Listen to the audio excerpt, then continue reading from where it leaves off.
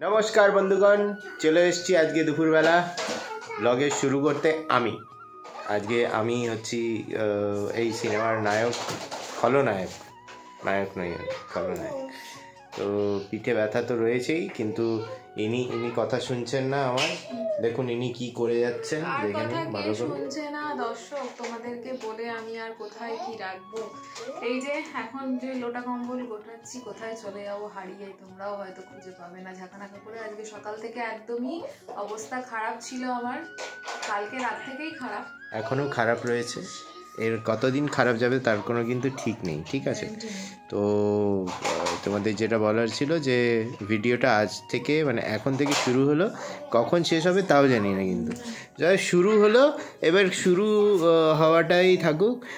তোমরা যেখান থেকে দেখছো একটু দয়া করে কমেন্ট, লাইক আর সাবস্ক্রাইব কিন্তু অবশ্যই করে দেবে। আর সাথে এনাকেও দেখে নাও একটুখানি তোমরা। হ্যালো করে দাও, হ্যালো নো হ্যালো, ওইসব হ্যালো কিছু হবে না, ঠিক আছে? এগুলো হ্যালো কিচ্ছু হবে না কিন্তু।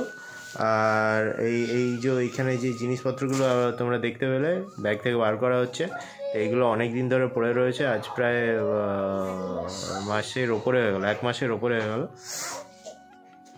তো ঠিক আছে, চলো আবার একটু পরে আবার ওপেন করা হবে, ওপেন করে তারপরে ওপেন ক্লোজ করা হবে, তখন দেখা যাবে। Tata, bye bye. দেখো গাইজ, এটা হচ্ছে আমি তখন ক্লাস 8-এ পড়তাম মেবি, তখন এই যে হাতের সব কাজ করতে দিত না, এই দেখো এই একটা সোয়েটার বানিয়েছি। আর যাই করে হোক নাই করে হোক, জুনিয়র কিন্তু এই সোয়েটারটা পরেও ছিল 1-2 বার যখন একদম ছোট ছিল। এখন আর হবে না মেবি, হলেও হাত উঠে যাবে, এমনি হয়তো বডিতে হতে পারে। তো কমেন্ট করে বলো এরমভাবে তোমরাও কি বানিয়েছিলে, আর এই সোয়েটারটা তোমাদের কেমন লাগলো। আর অবশ্যই কিন্তু আমি এখানে কোনো বোতাম লাগাইনি, আর পুরো একা বানিয়েছিলাম, সেটা দেখেই বোঝা যাচ্ছে যে প্রথমবার বানানো কোনো সোয়েটার। তো কমেন্ট বক্সে জানিও। তো চলো তাড়াতাড়ি করে গুছিয়ে নিই। আর ওইদিকে দেখো সব ছিঁড়ে দিচ্ছে, সব ছিঁড়ে দিল এই ছেলে, ছেঁড়া দেখেছো অবস্থা, দেখো তোমাদের জুনিয়র একদম কথা শোনে না। তো চলো একটু পরে আসবো আমরা আবার। এবারে আমি মনে হচ্ছে হাতে ক্যামেরাটা ধরতে পেরেছি, একটু সুযোগ সুবিধা পেয়েছি, সকাল থেকে তো একদমই পাচ্ছি না। এখন ঘড়ির সময়টা দেখতে চাইছিলাম আর কি, 5টা 1 বাজে। আমাদের এইমাত্র কারেন্ট এলো, এতক্ষণ কারেন্ট ছিল না। এখন সেই মিষ্টি পাউরুটিটা আমি খাবো, কারণ দুপুরবেলা আজকে আমি ভাত খাইনি। আর বড়মাসেরা না খেয়ে দিয়ে পোষাচ্ছে না এই আলু সিদ্ধ ভাত, আর আমাদের খেতে ইচ্ছে করছে অন্য কিছু। কিছু খেতে ইচ্ছে করছে সেটা বুঝতে পারবে যদি আজকে ঘরে রান্না করে উঠতে পারি আমরা। ইচ্ছে তো অনেক কিছুই করছে, কিন্তু এই মুহূর্তে কিছুই আমাদের ঝাঁকানাকা করে পসিবল হচ্ছে না। ওদিকে শুনতে পাচ্ছ কিছু আওয়াজপত্র, তো চলো পরে কথা বলছি। এই আওয়াজে হয়তো শুনতেও পাবে না, পরে আসছি। এদিকে আমি একা মিষ্টি পাউরুটি খাচ্ছি না, আমার ভালো লাগে না। ওদিকে বিস্কুট খাচ্ছে, মিষ্টি পাউরুটি মুখ থেকে বেরিয়ে চলে যাচ্ছে। এদিকে এখনও গোছানো হয়নি, ভাত না খাওয়ার ফলাফল। 5টা বাজে, এখন অবধি এটাকে আমি বাক্সবন্দি করতে পেরেছি। আর এখানে আমার ডাক্তারের কাগজটা খুঁজে পেলাম একটু আগে, যাই হোক রেখে দিলাম।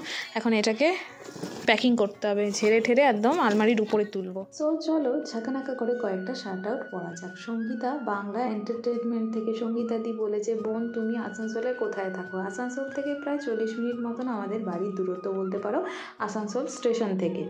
রাখি ব্লগস চ্যানেল থেকে রাখিদি বলেছে, ইন্ট্রোটা খুব দারুণ, খুব ভালো লাগলো তোমার ভিডিওটা। দিদিভাই তোমাকেও অসংখ্য ধন্যবাদ। ও ঝাঁকানাকা করে এমডি পলাশ ভাইকেও কিন্তু অনেক ধন্যবাদ। ঝাঁকানাকা করে দিদি এবং দিদির বাবুটাকে অনেক ভালো লাগলো, অসাধারণ একটা কমেন্ট করেছো তুমি। সো এরপরে কি হচ্ছে দেখতে থাকো। ছানি তো হলো, চলো এখন দুধটা নিয়ে রান্নাঘরের দিকে যাই। সো এখন দুধটা গরম বসাবো। সো এই যে দুধটা গরম বসিয়ে দিয়েছি, এখন জুনিয়রের জন্য দুধ গরম করে আজকে গুড় দিয়েই নেবো, খেজুর ভেজানো হয়নি আর খেজুর অল্পও আছে। যাই হোক এখন দুধটা গরম বসিয়ে দিয়েছি, দুধটা গরম হতে লাগুক। আর এদিকে গরিবের মনের ইচ্ছে পূরণ করার জন্য এই যে দেখতে পাচ্ছ ভাঙা চাল, আমি এখন ভাঙা চাল ভিজিয়ে দেবো, কারণ মনের ইচ্ছে পূরণ করতে হবে, বুঝতে পারছো? কিছু করার নেই, পাউরুটি খেয়ে বিস্কুট খেয়ে চলছে না, মনের ইচ্ছে আজকে পূরণ করতেই হয়। ভালো করে ধুয়ে ভিজিয়ে দিই। অনেক জিনিস রয়েছে বুঝেছো, বেবি শেক না, তুমি দুধটা তাড়াতাড়ি ঠান্ডা করে দাও। আর কী যেন বলে, অল্প কিছু আনলেই হয়ে যাবে। যেমন বিরিয়ানি মশলাটা আছে, মিঠা আতরটা আছে, কেওড়া জল আছে, ব্যাস। গোলাপ জল তো দেওয়া হয় না, ব্যাস হয়ে যাবে। এটা কি গুঁড়ো দিয়েছো এটাতে? হ্যাঁ। আচ্ছা আমি খাওয়াবো? আচ্ছা দাঁড়াও, আস্তে আস্তে বাবা, গরম নাকি দেখে নাও, গরম লাগলে খেও না কিন্তু। হ্যাঁ গরম লাগছে। Good boy, finish. সব একটু খেয়ে নাও, খেয়ে নাও, খেয়ে নাও।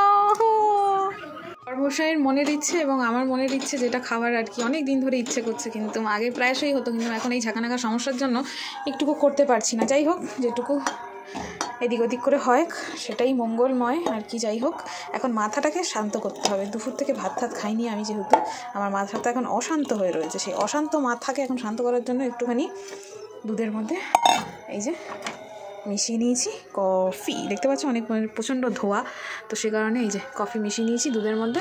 এখন একটুখানি চুমুক মারবো, অবশ্যই এই হাফ রুটিটা দিয়ে, তখন পুরোটা খাইনি। সো তোমাদেরকে বলেছিলাম এই রুটিটা আমি অতটা পছন্দ করি না, কিন্তু খেতে খুব একটা খারাপ লাগছে না, তার থেকে বেশি পছন্দ করছে তোমাদের জুনিয়র, চেয়ে চেয়ে নিয়ে নিচ্ছে। তো যাই হোক, যে ভালো খায় তাকে খাওয়ানোই ভালো। যাই হোক, আমিও সাথে একটু খাচ্ছি। তো চলো গরম গরম এই যে পানীয়টা খেয়ে নিই। এই বলো গাইজ, এই দেখো নিজে নিজে গাড়িটাকে, এই ট্রেনটাকে ভেঙেছে। এবারে এই ট্রেনটাকে বলে এখানে আমাকে লাগাতে হবে, এক্ষুনি লাগাবো। এই ভাঙা ট্রেনটাকে আমি কি করে লাগাবো তোমরাই বলো তো দেখি, ঠিক আছে? দেখো বলো তোমরা, না দিচ্ছি তাই জন্য কান্নাকাটি জুটে দিচ্ছে। ওই দেখো, না হবে কি করে, এটা অসম্ভব একটা কাজ। আঠা লাগবে, আঠা লাগবে, এটা হবে না বাবা, শুনতেই চাইছে না, হবে না বাবাই। এই যে হয়ে গেছে, ফাও। আচ্ছা ফেবিকুইক দিয়ে চিটিয়ে দেবো এটা, দাঁড়াও একটু পরে। ফেবিকুইক দিয়ে দেবো, ফেবিকুইক, ফেবিকুইক, ফেবিকুইক না, ফেবিকুইক। সো দুদিন পরেই তো ঝাঁকানাকা করে ক্রিসমাস চলে আসবে, সে কারণে কিন্তু এই যে ভ্যানিলা এসেন্সটা দরকার, আর বাটারটা তো জুনিয়রের লাগে। যাই হোক, বাড়ন্ত ছিল, বড়মশাই এই দুটোও নিয়ে এসছে।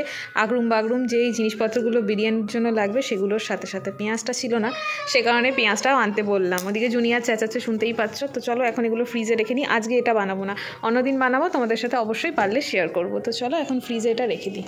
তো চলো ঝাঁকানাকা করে এখন এই বাসন টাসনগুলো ভেজে নিই, কারণ জুনিয়র দুধ খেয়েছে, সেই দুধের বোতলগুলো আছে।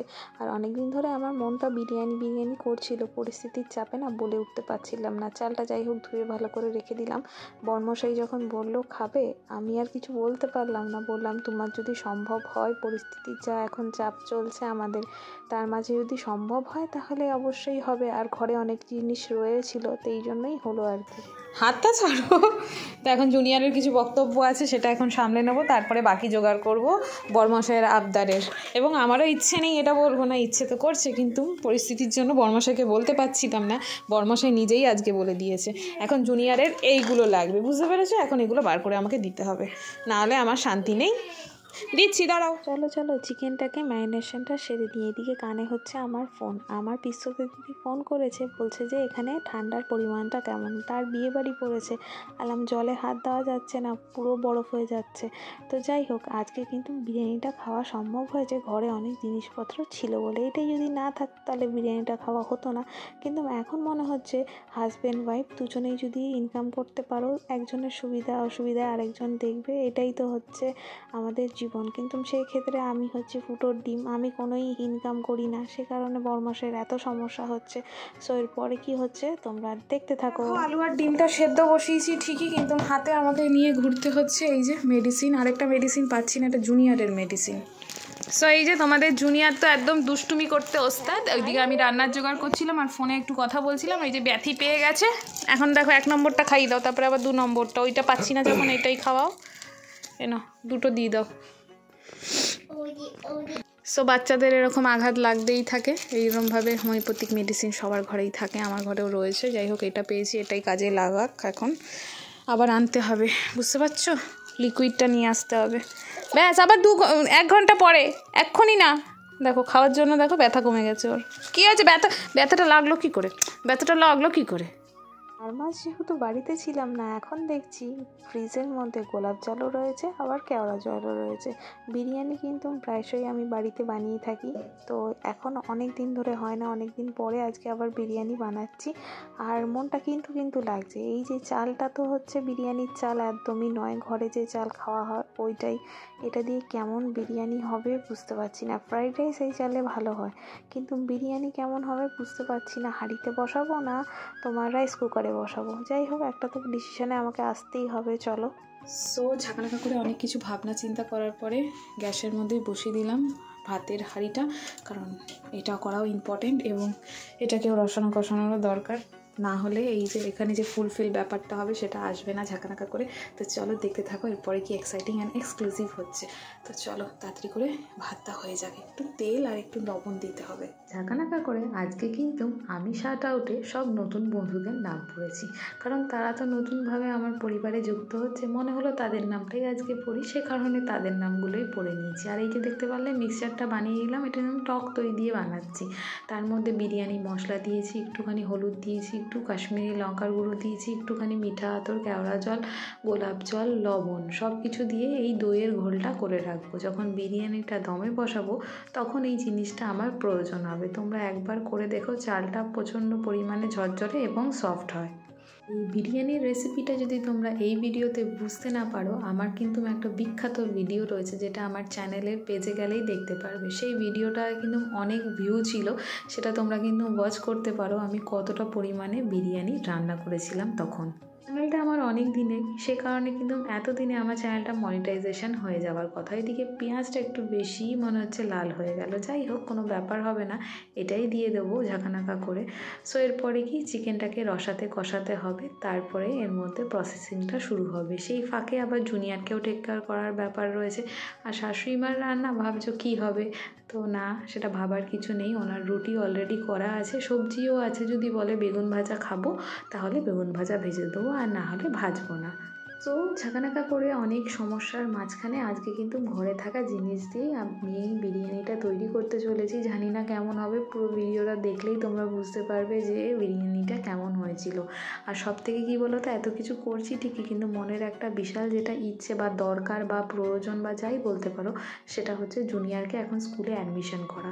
আজকে যদি আমি জব করতাম তাহলে এটার জন্য একটুকু ভাবতাম না, বা আমার যদি কোনো ইনকাম অফ সোর্স থাকতো, কারণ জুনিয়রের বাবাকে তো দেখে বুঝতেই পারছো বাড়িতে বসে রয়েছে, তো সে কারণে আর কি বলবো ভেঙে ছুটে তোমাদের। সো এরপরে কি হচ্ছে চলো দেখতে থাকো। সো ঝাঁকানাকা করে এই অবধি সীমাবদ্ধ এখন থাক, এখন এটাকে কোনো ইন্টারফেয়ার করা যাবে না, কারণ তোমাদের জুনিয়রের পেয়ে গেছে খিদে, ঘড়িতে বেজে গেছে 9টা, ওই জন্য এখান থেকে এই ডিমটা নিয়েই আমি এখন ছুট পাট দেবো। ডাল আর ভাত অলরেডি আমি বসিয়ে দিয়েছি গরম, আর এই যে হাতে রয়েছে আন্ডা, জানি না সেদ্ধ ডিম খাবে কি না, না খেলে আবার ভাজতে বসতে হবে, তারপরে আবার ফোকাস অন করতে হবে আজকে আমাদের ঝাঁকানাকা বিরিয়ানির উপর। তো চলো আগে ছেলেকে খাইনি, 9টা 5 ঘড়িতে বেজে গেছে, জুনিয়রের খিদে পেয়ে গেছে। করে জুনিয়রকে খাওয়ান দাওয়ান করিয়ে এখন ঘড়িতে বেজে গেছে 9টা 50। এদিকে জুনিয়রের বাসন রয়েছে, এগুলোকে ঝাঁকানাকা করে মাজা ধোয়া করতে হবে, আর ওইদিকে গ্যাসটা অন করে দিয়েছি বাকি প্রসেসটা হওয়ানোর জন্য।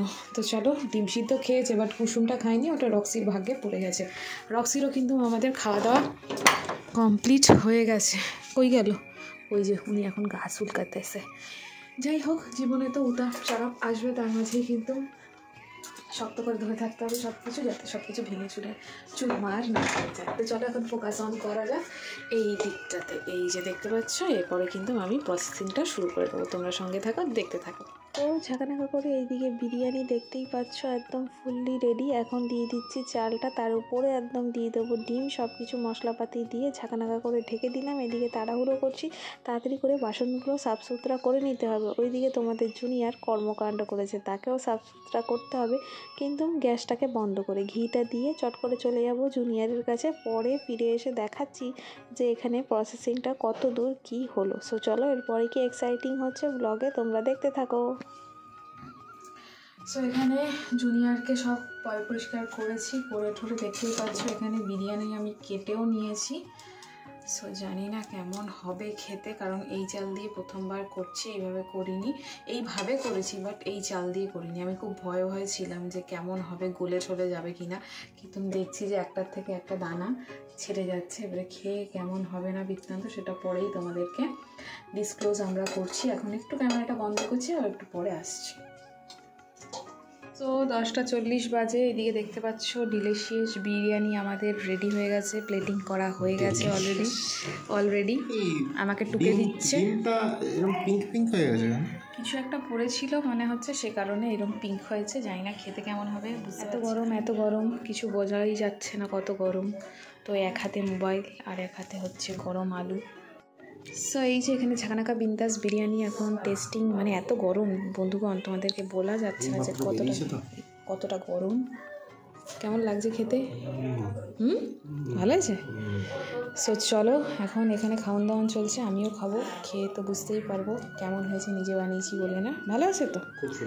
তো চলো এখন খাওয়া দাওয়াটা সারা যাক। ওইদিকে তোমাদের জুনিয়র ওয়েট করছে যে কখন মাম্মা আসবে আর আমাকে ঘুম পাড়াতে।